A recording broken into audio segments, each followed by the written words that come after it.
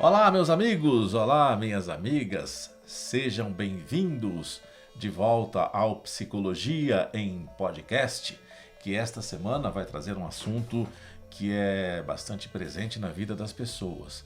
Aí eu estou me referindo ao luto, não é? O luto, que é esse processo que a gente passa, normalmente ele traz muita dor, muito sofrimento, porque todos nós, né, a vida inteira, principalmente da fase de criança, de adulto, da juventude, por aí, por todas as fases, nós temos esse medo da perda, medo de perder um ente querido, medo de perder algo que a gente quer tanto, que a gente gosta tanto, né?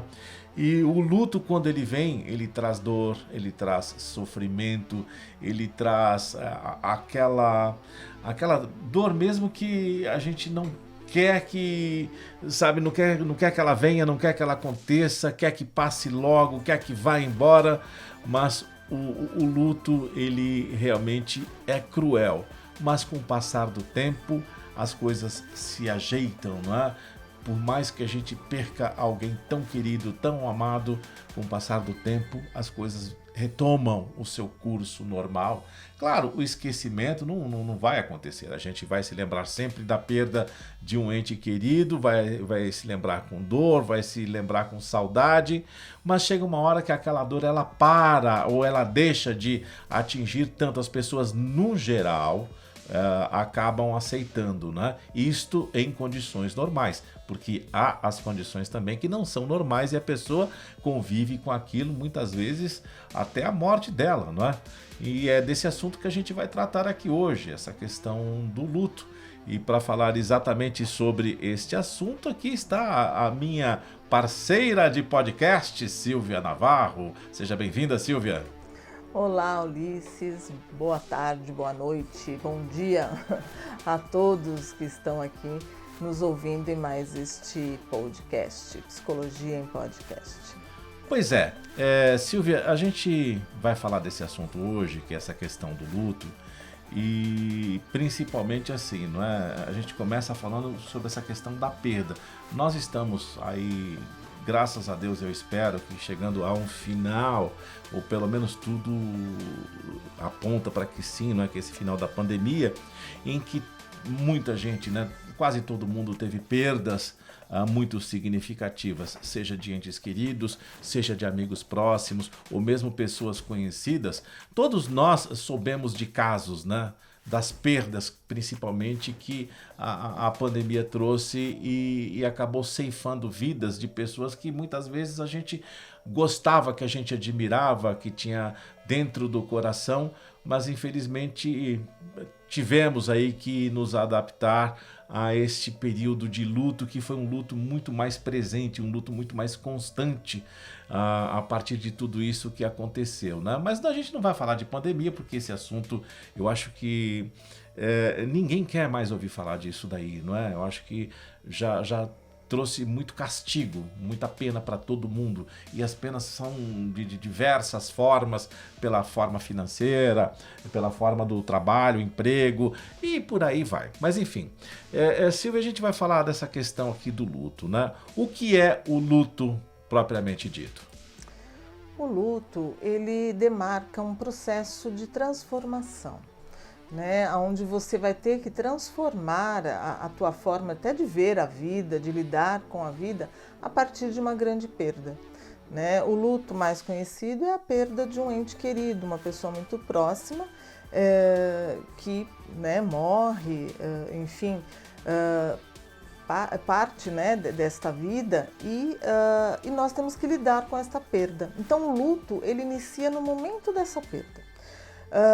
E aí começa uma nova forma de ver a vida, né? Como que eu vou viver sem ter esta pessoa ao meu lado, sem ter esta, né, uma coisa que eu ouvi muito interessante, que marca um pouco essa questão do luto e a perda, como que eu vou viver sem me ver nos olhos do outro, né? Sem ter aquela coisa, eu fiz alguma coisa, eu tive uma grande vitória na minha vida, para quem eu vou contar?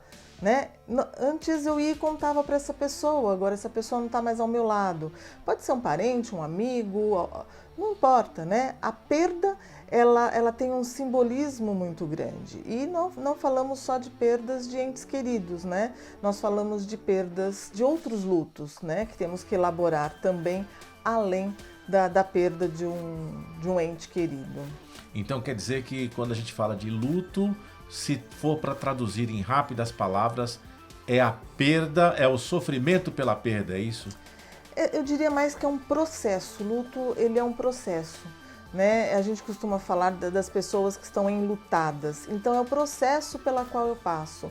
É como que eu vou elaborar esta perda. Isto é o luto. Então o luto é um processo. E às vezes as pessoas falam, quanto tempo demora para passar o luto? Depende muito do teu processo de elaboração dessa perda, né? Algumas pessoas falam 1 ano, 2 anos, se passar disso passa a ser meio patológico, né? É claro, nós temos que ficar muito atentos, né? Se alguém demora muito para elaborar esse luto, aquilo que a gente costuma falar, a pessoa parece que morreu junto com o outro, né?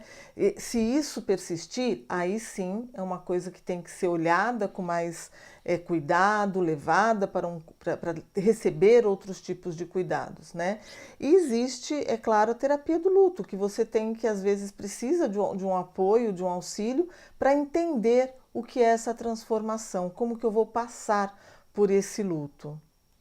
Você sabe que essa questão do luto, ela obviamente ela existe até mesmo pela perda do emprego, não é isso? Quando você está numa empresa ali que já está há muitos anos e de repente chega o seu chefe num belo dia em que você pensa que tá tudo indo tranquilamente e de repente, porque assim, basicamente eu acho que o medo que é presente na vida de qualquer pessoa que é empregada é o medo da demissão. Eu acho que não deve existir. Isso aqui é só uma conjectura minha aqui, uma reflexão que eu faço.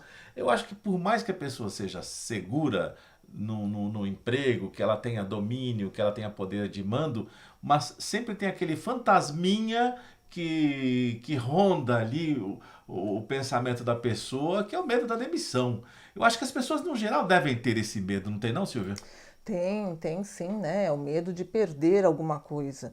E isso gera ansiedade, gera angústia, né? E quando vem realmente essa demissão, essa perda desse emprego, sim, é elaborar essa perda também. Mas você sabe que, assim, eu estava falando dessa questão do emprego, né?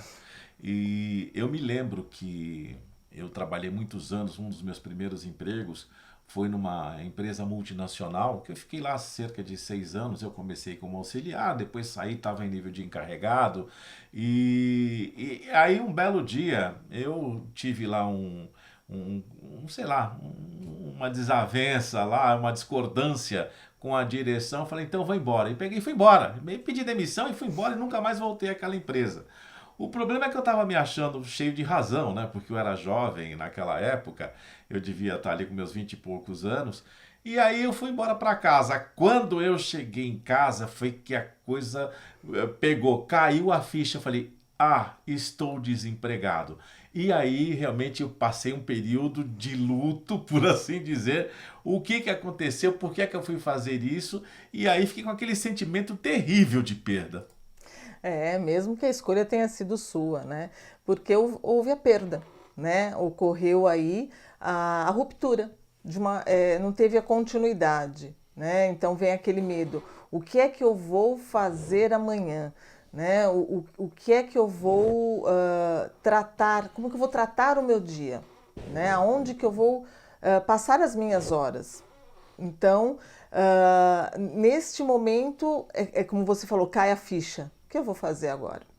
Que é o que acontece na perda também dos entes queridos. A pessoa foi embora. E agora? O que eu vou fazer?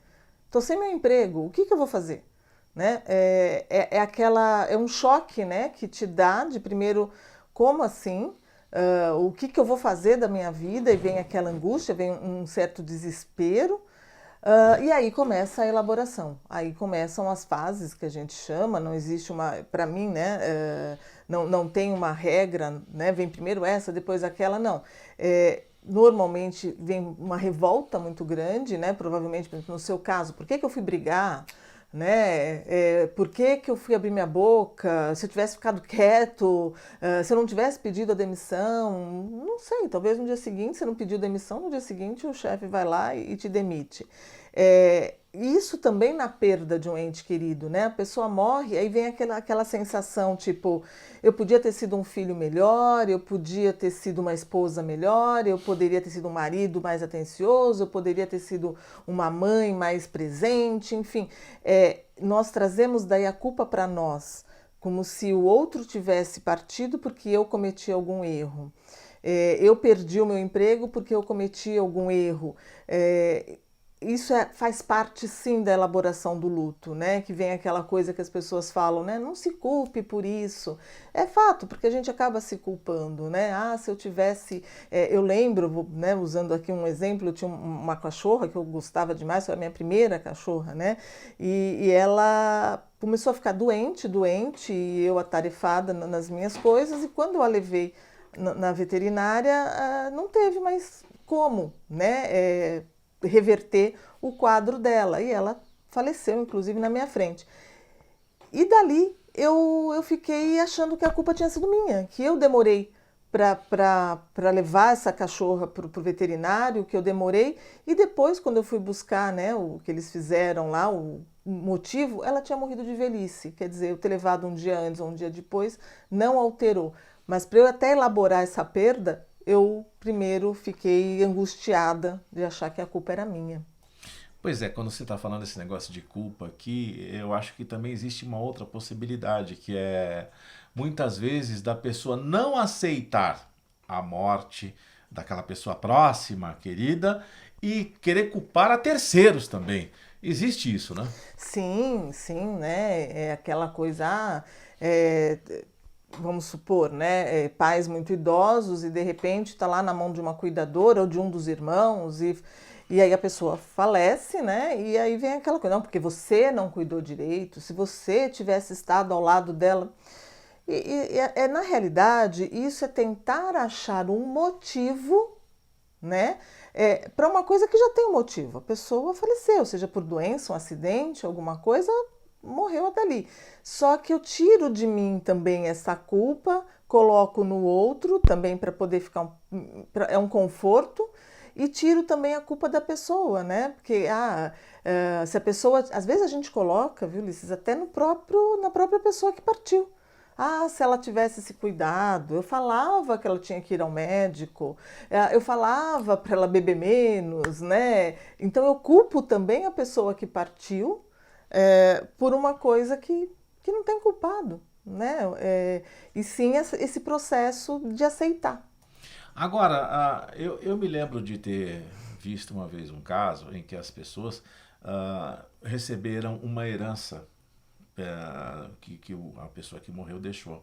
Mas as pessoas parece que não queriam colocar a mão naquela herança porque se sentiam culpadas de alguma forma. E que tipo de sentimento é esse estranho também que a pessoa sente? Ah, eu não quero, ela tem uma certa rejeição àquilo que a pessoa deixou.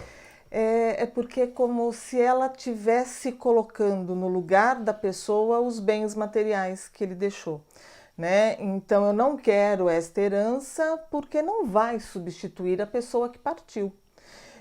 Então eu rejeito, eu não quero, eu abro mão, eu deixo de lado, e isso a gente vê às vezes, até mesmo, às vezes em brigas judiciais de herança, de outra forma, tipo, não, mas o que partiu gostava mais de mim, então eu mereço mais.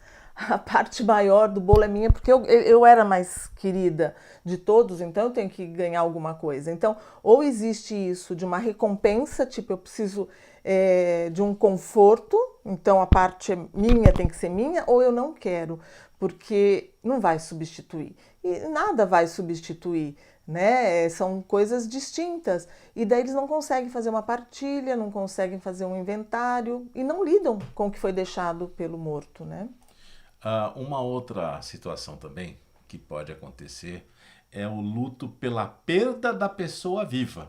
É um namorado que partiu, o sujeito namora 1 ano, 2, 3, 4, 5 e de repente ele fala, não quero mais, acabou. e aí vai embora e deixa a outra em estado de sofrimento. A outra é a questão da viuvez.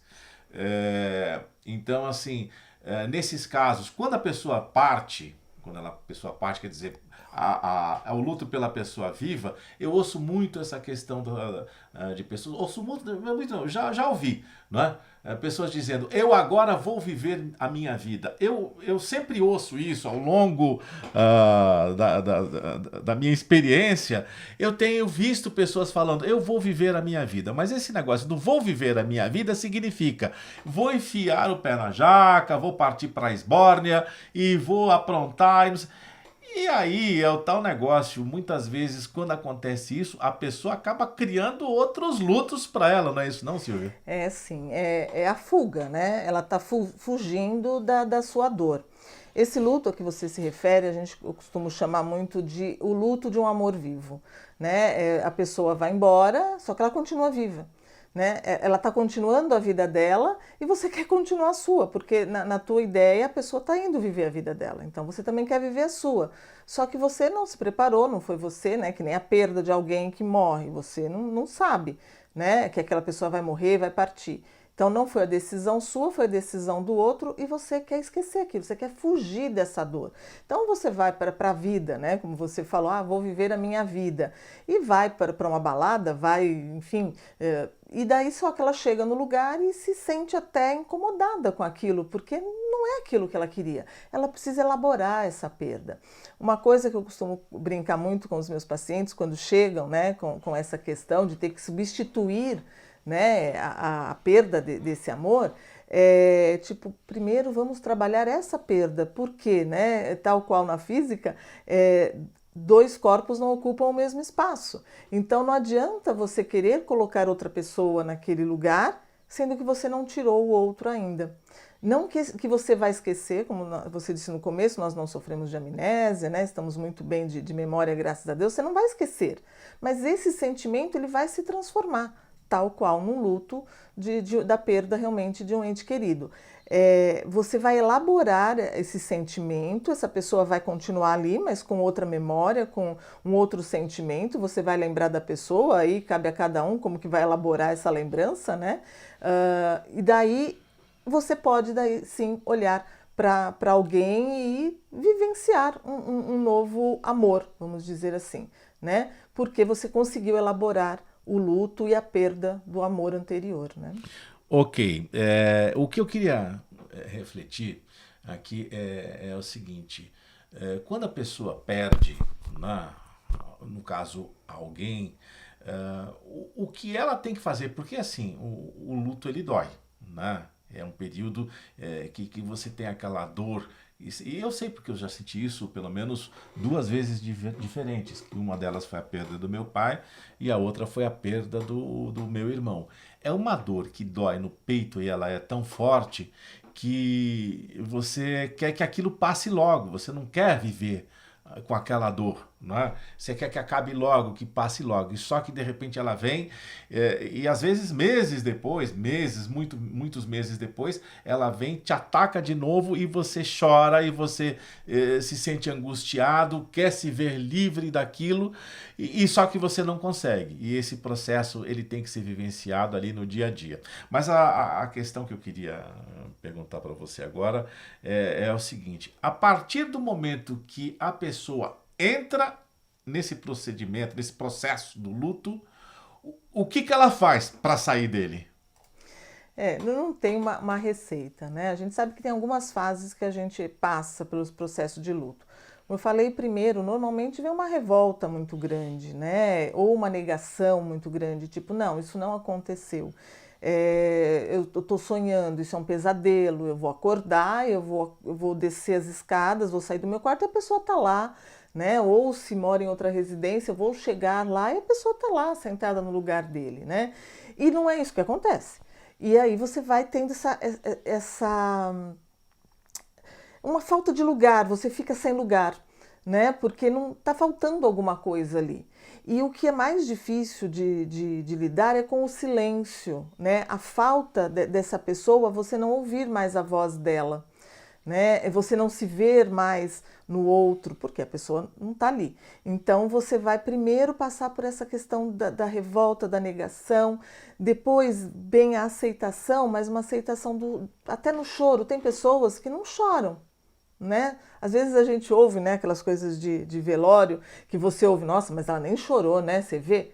Porque a pessoa não está aceitando aquilo. Esse choro vai vir no posterior, né? Quando ela realmente cai em si e fala, morreu, eu não tenho mais essa pessoa, ou perdi alguém do meu relacionamento, enfim.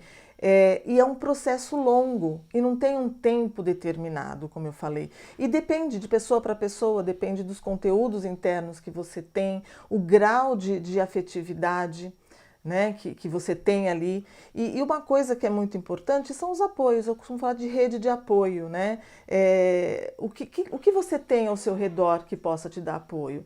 É uma fuga? É um trabalho? Talvez às vezes é o ideal. É uma viagem? É você poder vivenciar algumas coisas. E uma coisa que faz muito parte do processo e até da elaboração desse luto, uma coisa que é muito interessante, às vezes quando é uma pessoa muito próxima, né, que partiu, com o passar do tempo, a pessoa que ficou, né, que está ali elaborando o luto, começa a realizar coisas que o outro fazia, né? Ah, mas ele está vivendo a vida do outro? Não, é porque aquilo é um conforto, né? Então, de repente, eu perco o marido que gostava de assistir determinado tipo de filme.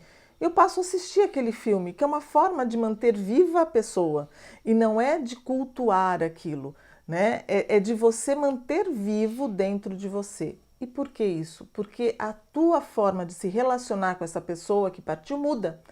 Você não tem mais esse relacionamento externo, é um relacionamento com você, é dentro de você.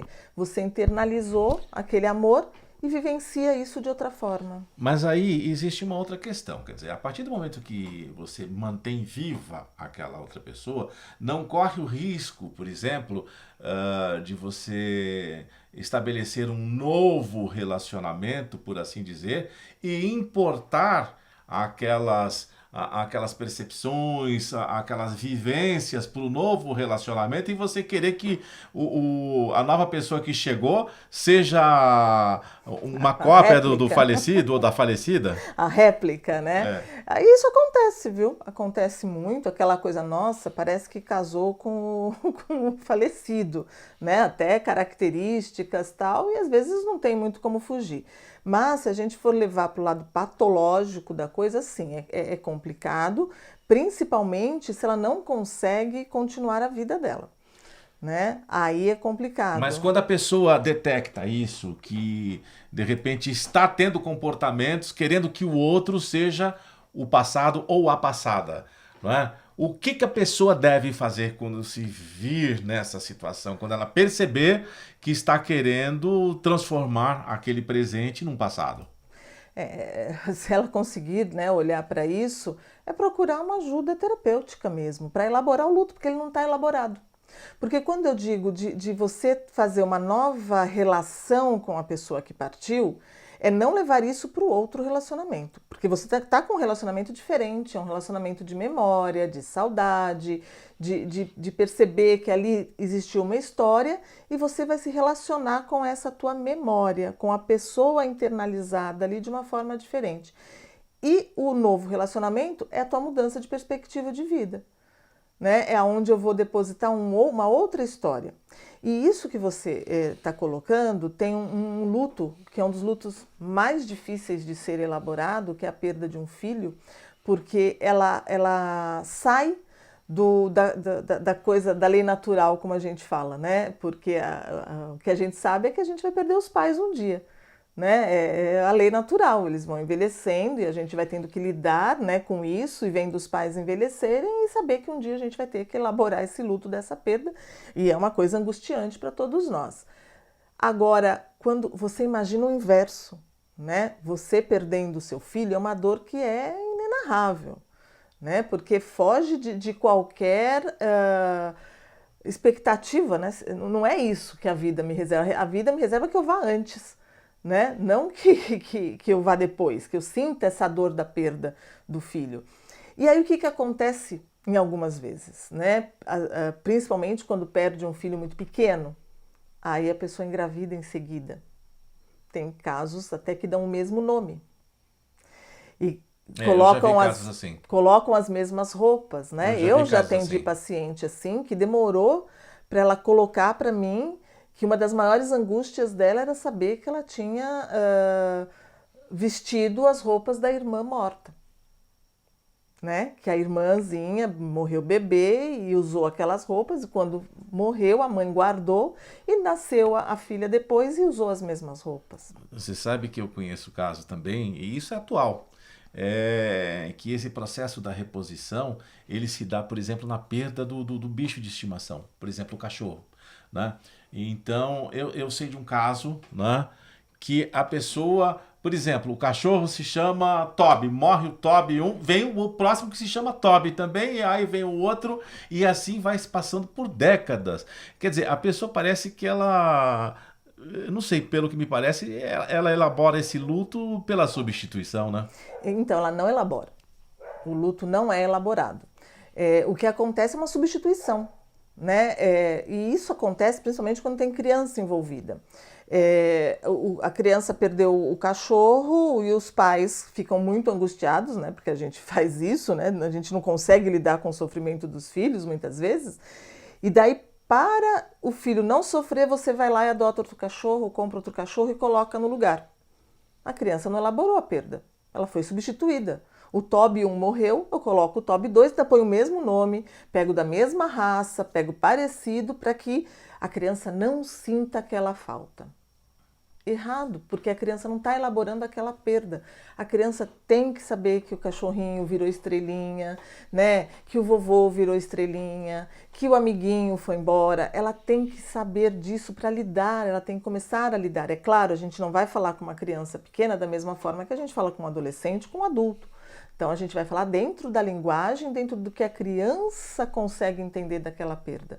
Né? Então, a gente fala do virou estrelinhas, já me perguntaram, é certo a gente falar para uma criança que perdeu, né, o vovô, a vovó, um tio, alguma coisa assim, que virou estrelinha? Não, porque ela ainda visualiza isso e ela tem que entender que ela não vai mais ver esta pessoa.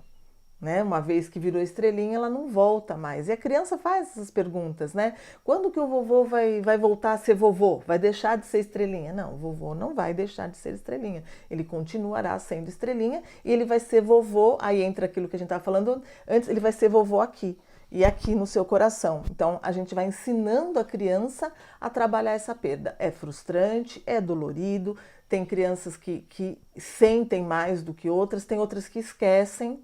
Tem muitas crianças que viveram ali com uma pessoa muito querida, a pessoa, né, vai embora, e daí depois de um tempo você começa a perguntar, ela fala, não, mas eu não lembro nada, porque a criança, ela tira aquela dor, né, ela põe de lado e não lembra. Bom, pois é, o que a gente quer é que ninguém passe por essa dor, né, da perda, o luto da perda, mas infelizmente faz parte da vida, a gente não tem como evitar isso. Então, é um daqueles inevitáveis que em um determinado momento a gente vai ter que passar. Eu sempre acho que o melhor é a gente estar sempre preparado para aquilo que possa vir lá no futuro, lá na frente, porque todos nós vamos envelhecer, todos nós vamos partir desta vida e todos nós teremos que presenciar eventualmente, né, a partida de pessoas que a gente gosta.